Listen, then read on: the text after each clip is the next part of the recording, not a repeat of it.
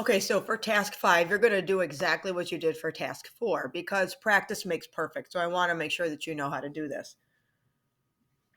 So you're going to open up your new tab. You're going to go to your apps, to Drive.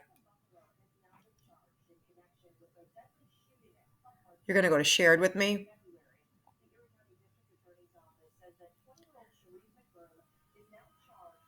And this time it is called Food Sales Data.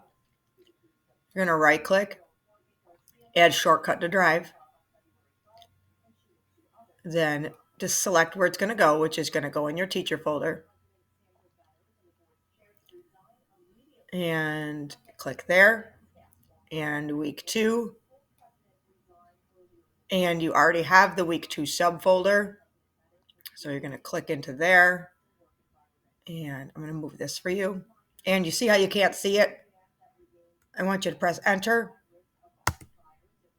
And know that it's already there. You can see it, shortcut added, because I have pressed the enter button. So even when it's not visible, you can still move the file by pressing enter. So you're all set with task 5.